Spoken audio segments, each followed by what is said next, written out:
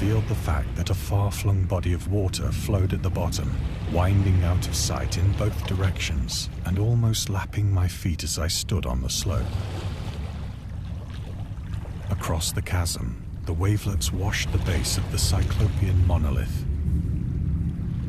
on whose surface I could now trace both inscriptions and crude sculptures.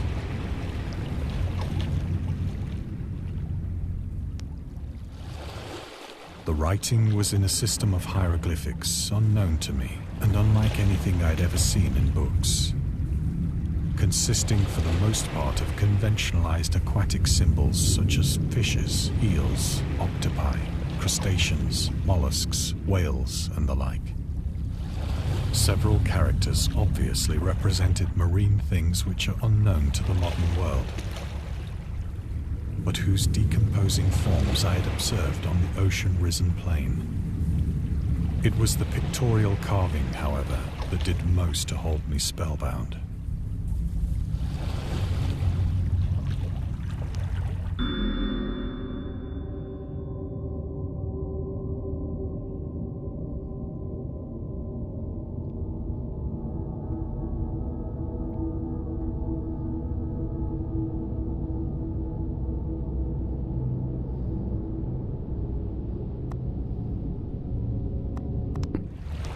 Plainly visible across the intervening water on account of their enormous size were an array of bas-reliefs whose subjects would have excited the envy of a Doré.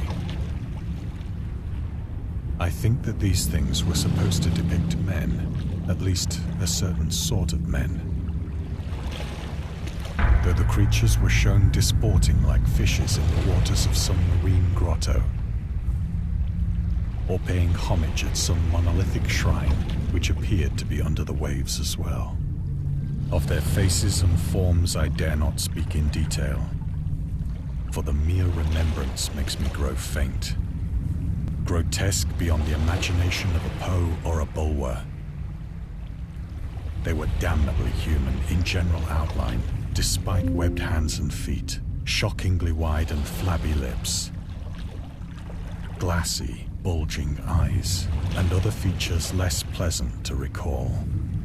Curiously enough, they seem to have been chiseled badly out of proportion with their scenic background, for one of the creatures was shown in the act of killing a whale, represented as but little larger than himself.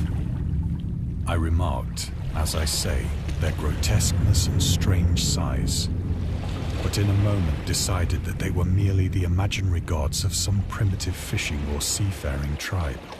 Some tribe whose last descendant had perished eras before the first ancestor of the Piltdown or Neanderthal man was born.